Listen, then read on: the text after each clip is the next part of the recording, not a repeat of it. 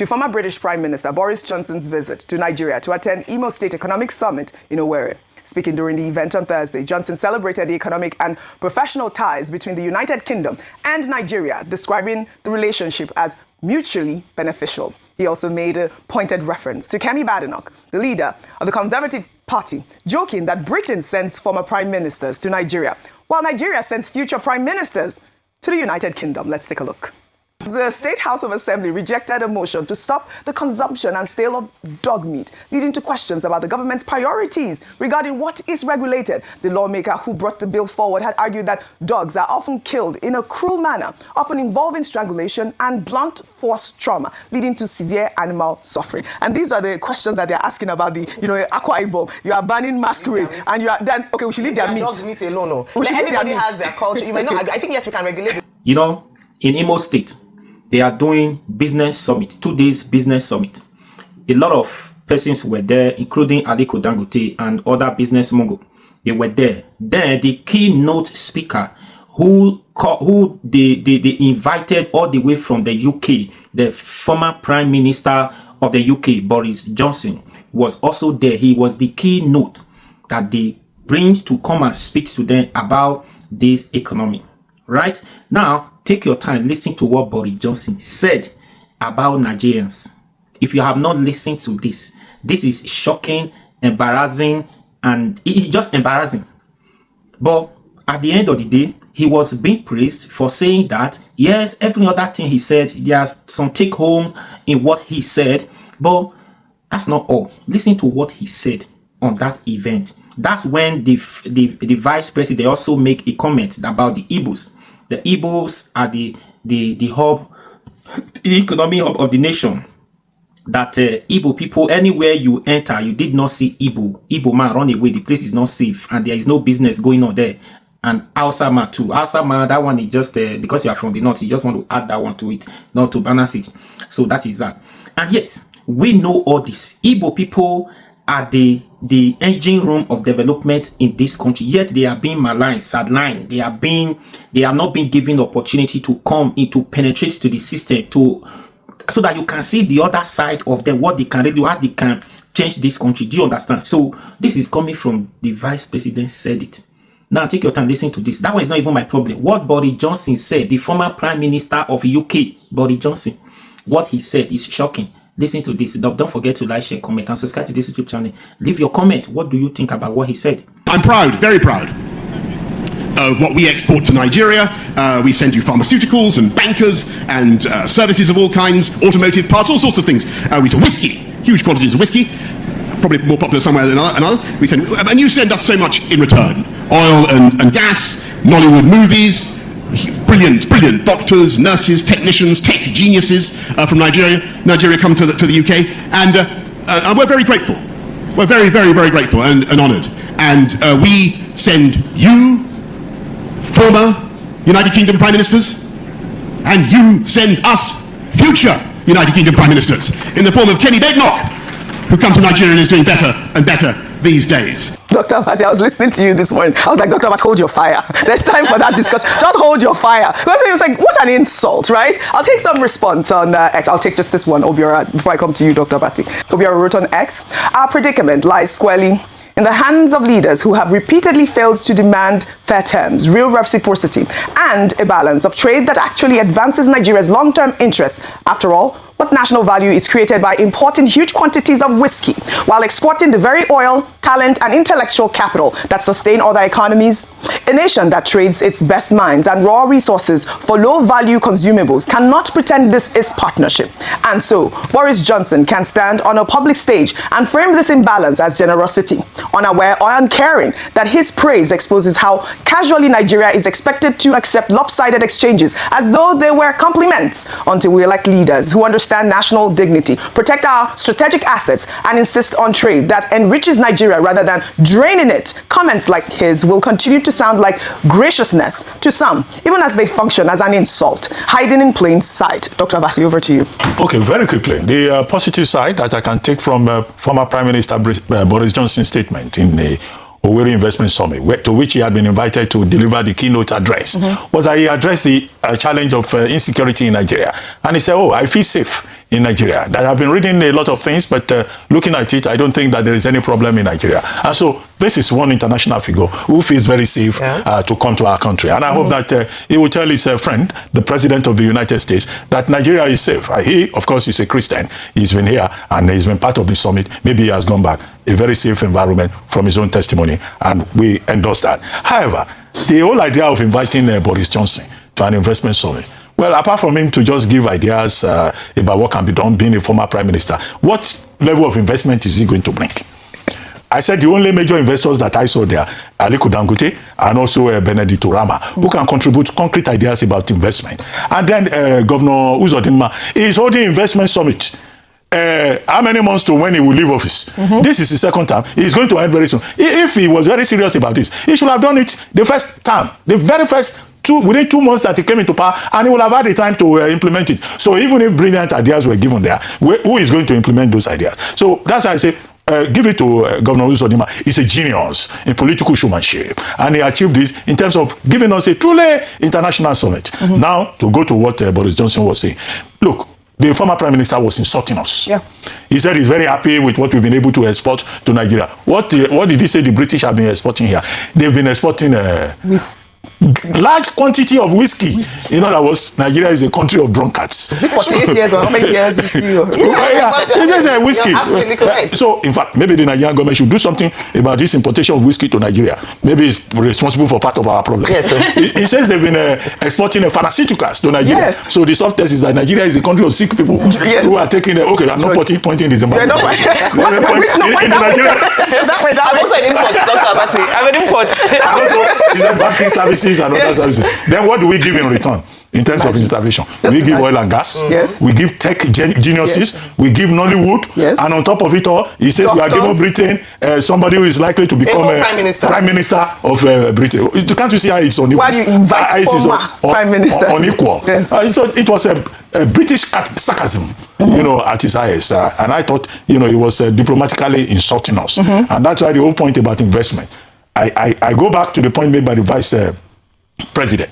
Now, look, it's only Africans, Nigerians themselves, nations, states here that can determine our own economic direction. All right. And that's why these state governments should invest in agriculture, invest in human capital, and Igbos who are outside the southeast, they should also go and invest at home. Yes. Not outside. Indiana, Governor Soludo has been calling on Indiana Anambra, come home and invest in your area so that you can create jobs, give opportunities to your people. And then the federal government should support the states with good policies. All right. Very well said. Dangote is doing petroleum. They said they will stop importation, 15%. The same government said, oh, we are not changing, we have changed our mind.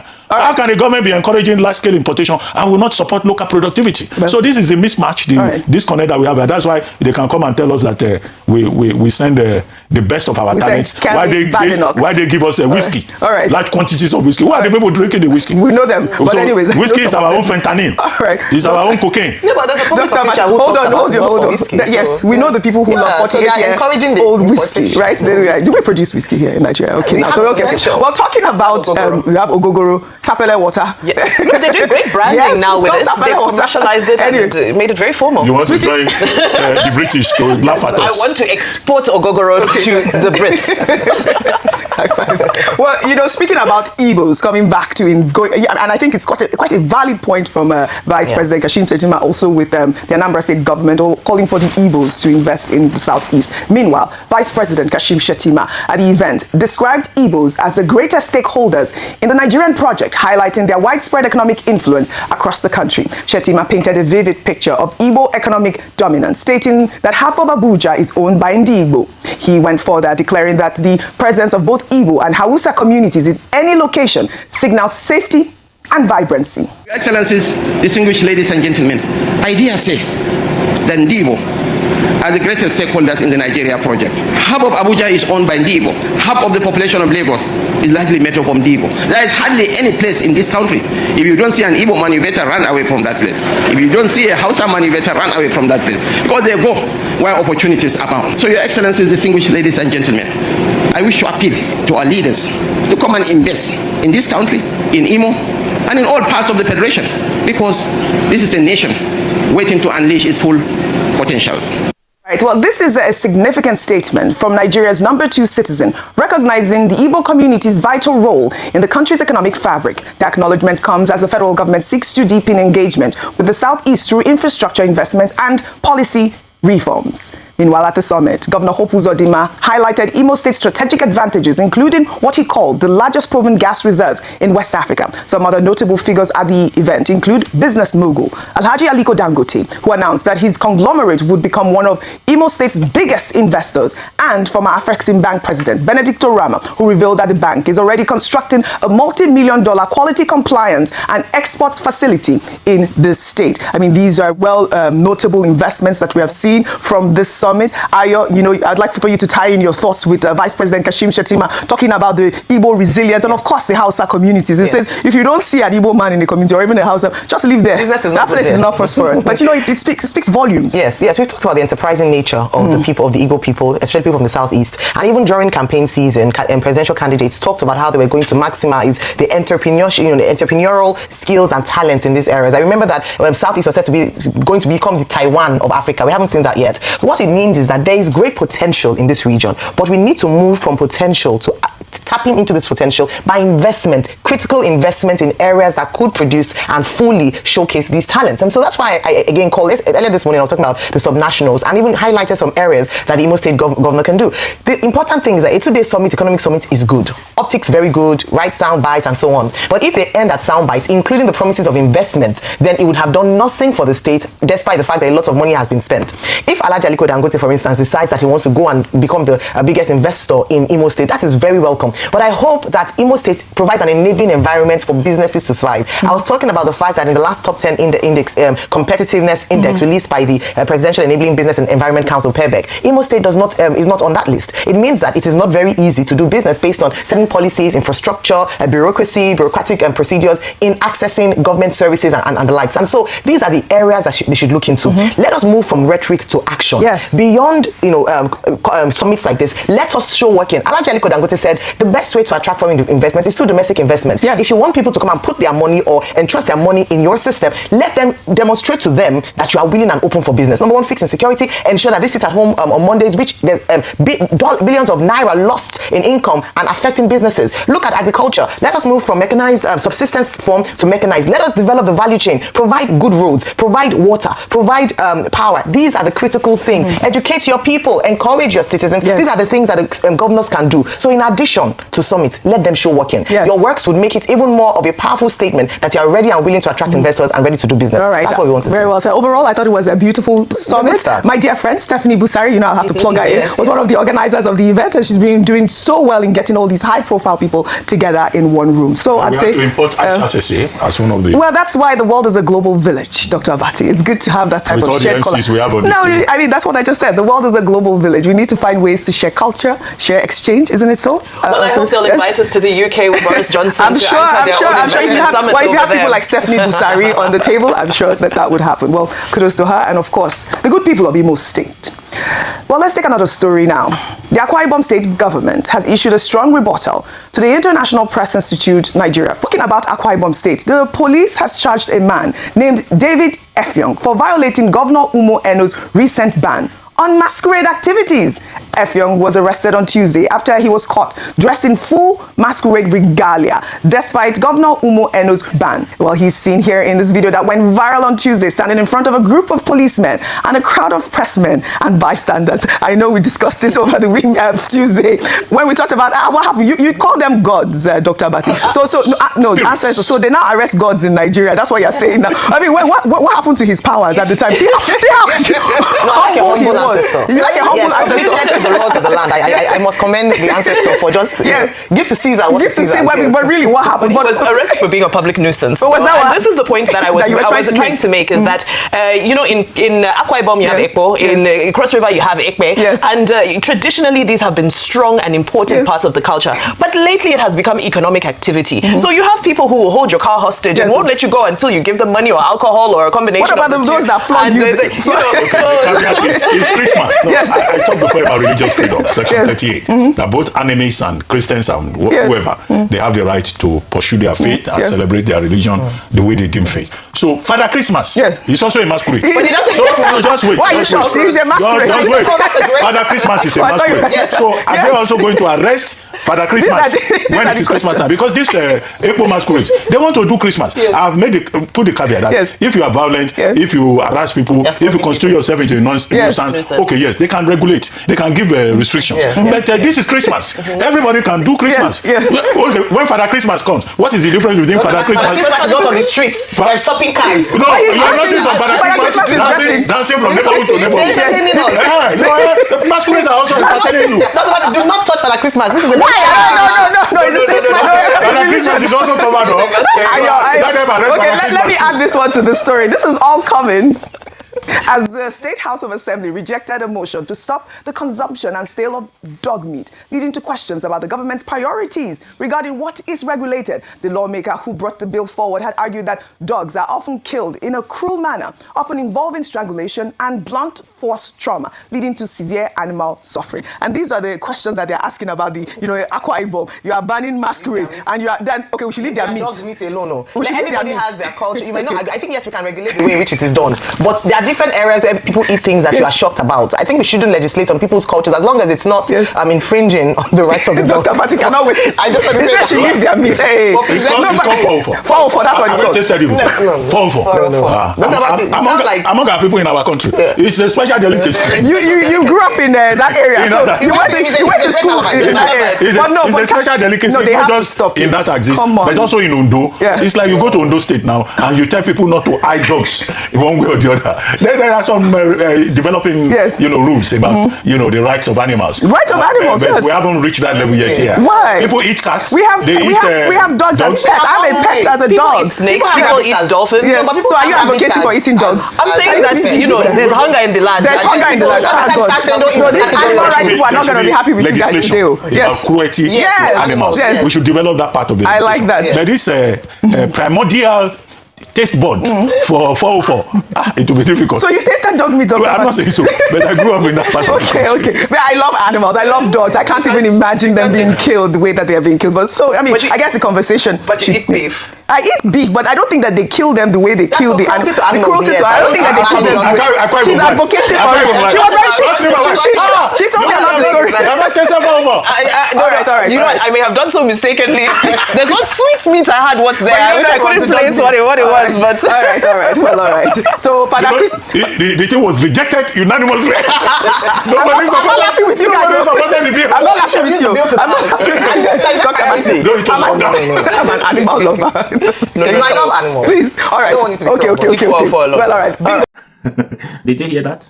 So embarrassing that we have given them all the best brains in Nigeria. We're giving it to them. Then their whole return is for us to see where to import whiskey. Now, if you look at it now, we drink whiskey a lot in this country. We drink a lot. Yeah, but we don't produce whiskey in this country. Now, what do we produce? Ogogoro, Alomo Bitter, so that you can knock very well. Alomo Bitter, Pakurumo, and the rest of them. Man, not they mention their names. Now, those on there will they produce. Those on, but the real whiskey, we not they produce them for this country. We they import all of them. Do you understand? And people producing this, where they are producing it, we have our Nigerian people working there. They knows how to produce them. They know what it takes, how to produce them, but there is no support, there is no conducive environment, there is no support from the government, there is a lot of things. That's the reason. Now, see what he said, we have given them our best brain, now including our old Kemi Badenoch, their old future prime minister. Can you imagine insult? That's insult, it's embarrassing. But it's just a political, I don't know, but it's a diplomatic abuse, insult. Yes, at Dr. Batipuri.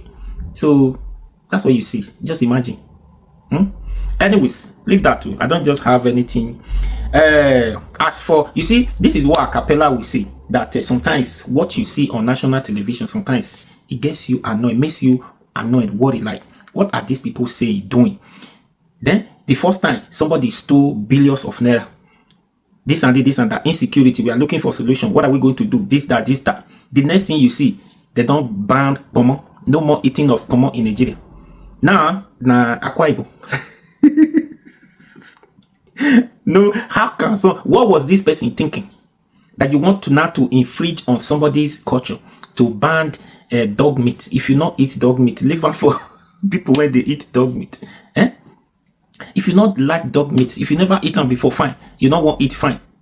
Leave it for those who eat it, who likes it. Leave it for them. Why is this one now become a national discussion? It should have been within a Akwa Ibom discussion there. So maybe now for call meeting, village meeting of the Akwa Ibom. Now we're supposed to call village meeting to decide, not national assembly, not national discussion, because this is for only one state. So you don't tell them what kind of meat they want to eat, how they want to. You don't tell them. When isn't that a government responsibility to decide or to determine or to decide for you what kind of meat to eat and not to eat? When these people are not even Catholic Church, when it is mandatory or it is not, it is against the Catholic rules not to eat this so meat, just like a First Friday or the Easter Friday or something. Don't eat meat like that. Don't eat meat. So how is it now be a national discussion? Like, I don't understand. I don't get it. What was this person thinking? God, now nothing what we not go see for this. Nothing what we not go hear. Somebody you think now say I don't like the way they are doing this. This dog meat is becoming too much. I don't like it. Anytime let's talk about what is your problem. Leave it for them now. So if this one is not, so the ban, that means they'll enter another state. Yoruba ban momo, then the other side ban fish, then the other side a lot of things they eat. Anyways, that's by the way. So what do you think about Boris Johnson's comment? Can you see? Please leave your comment and share this video. Don't forget to subscribe.